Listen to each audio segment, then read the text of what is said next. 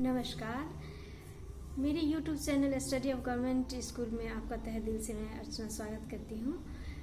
विज्ञान विषय है, कक्षा 6 की पुस्तक है मेरे पास।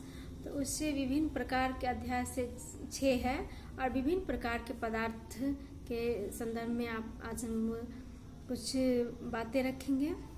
तो उस पाठ को हम लोग देखेंगे। तो इसमें आपको है प्रयोग मिला है कि वस्तुओं की तालिका को अंकित करते हुए बताना है कि ये पदार्थ किन चीज़ों से तैयार किए गए हैं। तो तालिका 4.1 में है कि ग्लास किससे तैयार किया गया है। तो ग्लास किससे तैयार किया जाता है। तो हम शीशा का भी ग्लास हम यूज़ करते हैं, प्लास्टिक का ग्लास, चीनी मिट्टी का, पेपर का और स्टील का ग्लास भी हम अपने दैनिक जीवन में यूज़ करते हैं। और दूसरा है आपका पुस्तक। तो ये पुस्तक क्या है, कागज़ का और प्लास्टिक का होता है। तीसरा है कुर्सी। कुर्सी जो है लकड़ी, लोहा, प्लास्टिक, फाइबर, इन सब चीज़ों का हम देखते हैं। और कुछ चीज़ों जो है सो आपको अपने मन से भी इसमें लिखना है। तो इसमें आप चम्मच लीजिए, थैला लीजिए। ये तो चम्मच क्या होता है, प्लास्टिक, लकड़ी और स्टील, ये सब चीज़ का बना होता है। थैला जो है रुई, रेशम, लकड़ी, धातु, इन सब चीज़ का होता है। जैसे कि कंघी हम लेते हैं तो कंघी प्लास्टिक, स्टील, लकड़ी का भी बना होता है। स्केल जो हम पढ़ाई में यूज़ करते हैं या मापने के लिए लेते हैं, वो क्या है, प्लास्टिक का भी होता है, लकड़ी का भी होता है और अन्य धातु का भी बना होता है आपका। और दूसरा तालिका में आपको दिया है कि कुछ वस्तुएं धातु से बनी है तो कुछ प्लास्टिक से। तो धातु से बनी प्लास्टिक और धातु से बनी वस्तु और प्लास्टिक से बनी वस्तु का। तो धातु से बनी वस्तु में आप क्या ले सकते हैं उदाहरण में, जैसे कि हम कुर्सी को ले सकते हैं, कलम ले सकते हैं, बटन, चम्मच, इन सबको सम्मिलित कर सकते हैं। और प्लास्टिक से बना में पेन, कुर्सी, चूड़ियाँ, पाइप, बहुत सारे खिलौने आते हैं जो प्लास्टिक के बने होते हैं, कंघी। और 2, 3 और 4 आपका खाली छोड़ा गया है जिसमें आपको खुद से बना। तो कुर्सी जो है वो लकड़ी का बना होता है। कुर्सी, मेज, पहले जो बैलगाड़ी होता था उसमें भी लकड़ी का ही ज़्यादातर प्रयोग किया जाता था। बल्ला, हल, स्केल। और चमड़े से बनी वस्तु में है पर्स होता है, जूता होता है, थैला होता है, कोट होता है, जैकेट होता है। ये सब चमड़े से बने होते हैं। कागज़ जो होता है, पुस्तक जो हमारी किताब है वो सब किस चीज़ से बना होता है, तो कागज़ से बना होता है। पुस्तक, समाचार पत्र, बहुत सारे खिलौने भी बनते हैं। लिफाफा रुई से बने क्या होते हैं, तो शर्ट, फ्रॉक, चादर, तकिया, रजाई, ये सब क्या है, रुई से बने होते हैं। अब आपका है इसमें पदार्थों के गुण। तो पदार्थों के गुणों की चर्चा की गई है। आप इस पदार्थों की सूची दिए गए हैं। तो पदार्थों को में है फास्फोरस, जिसे कि हम खरोच सकते हैं या नहीं खरोच सकते हैं। तो फास्फोरस को क्या है, खरोचा भी जा सकता है और दबाया भी जा सकता है। तो इसमें आपको लिखना है कि कोई ऐसा चीज़ बताइए जिसमें को खरोचा भी जा सकता है और दबाया भी जा सकता है। तो इसमें फास्फोरस आपका एक उदाहरण होगा। और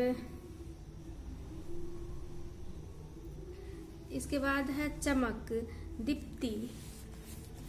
तो दीप्ति मतलब होता है चमक है। तो चमक जो भी चमकीला होता है, चमकीले पदार्थ के समूह को आपको लिखना है। तो चमकीले पदार्थों का समूह में क्या हो जाएगा, तांबे का तार, एल्युमिनियम की पन्नी जो होती है शो। और ये सब दीप्ति के अंतर्गत आते हैं। धातु वे वस्तुएं हैं जिनमें दीप्ति चमक होती है। जैसे उसमें लोहा आ जाएगा, तांबा आ जाएगा, एल्युमिनियम आ जाएगा, सोना, ये सब क्या है, एक धातु है। इन सब में क्या होता है, चमक होता है।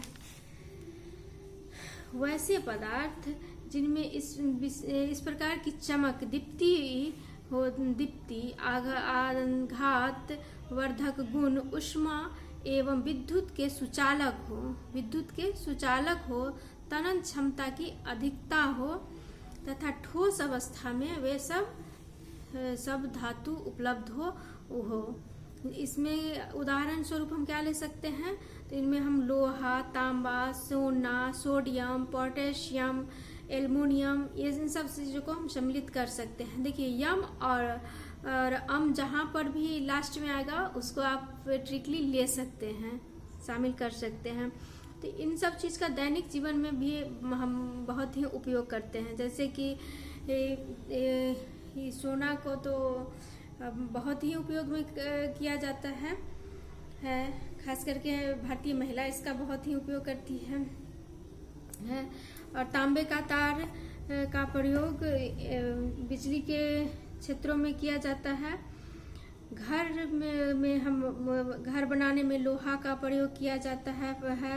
बर्तन में हम तांबा का प्रयोग करते हैं। मशीनों के निर्माण में भी लोहा का प्रयोग किया जाता है। यातायात के साधनों में के निर्माण में भी हम इन सब धातुओं का विशेष रूप से प्रयोग करते हैं। आपके पाठ के अनुसार चमकीले पदार्थ, तांबे का तार, एल्युमिनियम की पन्नी क्या है, चमकीले पदार्थ हैं। पदार्थ की बात हम करें तो पदार्थ विभिन्न तत्व और यौगिक के मिश्रण है। पदार्थ क्या है, विभिन्न तत्व और यौगिक के मिश्रण से बने होते हैं। प्रत्येक वह वस्तु जो स्थान घेरती है तथा जिनका कोई निश्चित भार अर्थात द्रव्यमान होता है, उसे हम क्या कहते हैं, पदार्थ कहते हैं। तो जिसे हम अपनी इंद्रियों के द्वारा एहसास कर सकते हैं, महसूस कर सकते हैं। जैसे पुस्तक होगा, पढ़ाई की चीजों को हम ले लें, पुस्तक होगा, पेन होगा, ये सभी चीजें क्या हो जाएगा, पदार्थ के ही अंतर्गत आएंगे। पदार्थों को दो भागों में विभक्त किया गया है, वर्गीकृत किया गया है कि एक भौतिक पदार्थ और दूसरा रासायनिक पदार्थ। तो भौतिक पदार्थ के मुख्यतः 3 प्रकार हैं। भौतिक पदार्थ के मुख्यतः 3 प्रकार हैं, ठोस, द्रव्य और गैस। तो ठोस भौतिक पदार्थ यह पदार्थ की वैसी अवस्था है जिसके आयतन, आकार दोनों ही निश्चित होते हैं, जैसे कि लकड़ी, सोना, शक्कर, बर्फ का टुकड़ा, लोहा, ये सब। और द्रव्य का है, द्रव्य का उदाहरण क्या होगा, दूध, पानी, दूध, पारा, तेल, अल्कोहल, पानी आदि। क्योंकि ये पदार्थ की वह अवस्था है जिसका आयतन निश्चित होता है परंतु आकार निश्चित नहीं होता है, आकार इनका अनिश्चित होता है।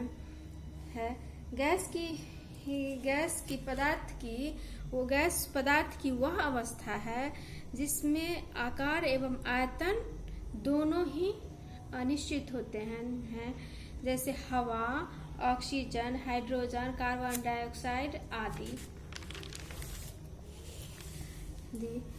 अब आपके पाठ में है घुलनशीलता को ले लिया गया है। तो इसमें घुलनशीलता, विलय को देखना है। तो विलय वह पदार्थ जो घुल जाते हैं, वह मिल जाते हैं, पूरी तरह से विलीन हो जाते हैं, घुल मिल जाते हैं, उनको हम क्या कहते हैं, विलय कहते हैं। और विलय जो पदार्थ घुलता है उसे विलय कहते हैं, जैसे नमक, चीनी, सोडा। तथा जिसमें हम घोलते हैं उसे विलायक कहते हैं। तो विलायक की मात्रा ज्यादा होती है और विलय की मात्रा कम होती है।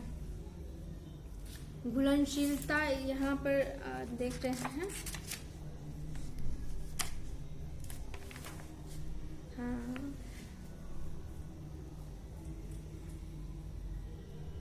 कुछ पदार्थ जल में पूर्णतः विलीन हो जाता है अर्थात घुल जाते हैं। तो ये पदार्थ जल में विलय घुलनशील हैं, जबकि कुछ पदार्थ जल में नहीं घुलते हैं। इन पदार्थों को क्या कहते हैं, अविलय या अघुलनशील कहा जाता है।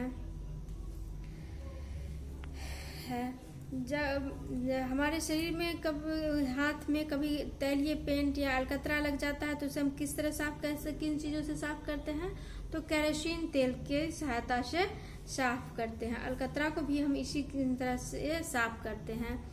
आपको एक चार्ट दिया गया है जिसमें बताना है कि कौन सा घुलता है कौन सा नहीं घुलता है। तो शक्कर क्या है? घुल जाता है। नमक घुल जाता है। सोडा घुल जाता है। अब रेत यानी कि बालू, चौक जिससे लिखते हैं, और मोम, ये सब मोम क्या है? हाँ, मोम पिघल जाता है, घुलता नहीं है, वो बैठ जाता है। तो ये रेत होगा, चौक होगा जो घुलता नहीं है। अब देखना है कि घुलनशील पदार्थों के साथ वह क्रिया करना है। कुछ पदार्थ ऐसे होते हैं जो ठंडे जल में जल्दी मिल जाते हैं, कुछ होते हैं जो ठंडे में इसकी अपेक्षा गर्म में जल्दी मिलते हैं। तो नमक, चीनी, सोडा ये सब क्या है जो ठंडे में मिल जाते हैं, लेकिन शहद और सोडा जो है वो गर्म में जल्दी ही मिल जाते हैं। नमक और चीनी भी जल्दी मिल जाते हैं, और शहद और सोडा बहुत जल्दी मिल जाते हैं।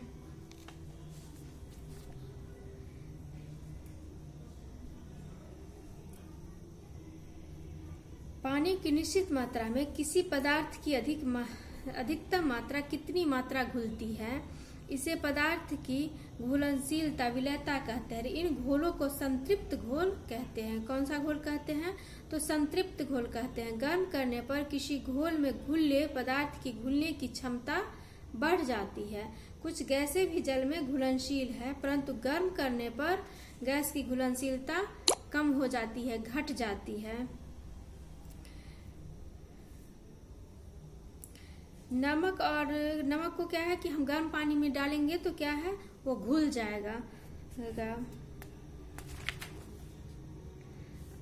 द्रव्यों की जल में घुलनशीलता का एक सारणी दिया गया है, उसको हम नेक्स्ट वीडियो में देख रहे हैं।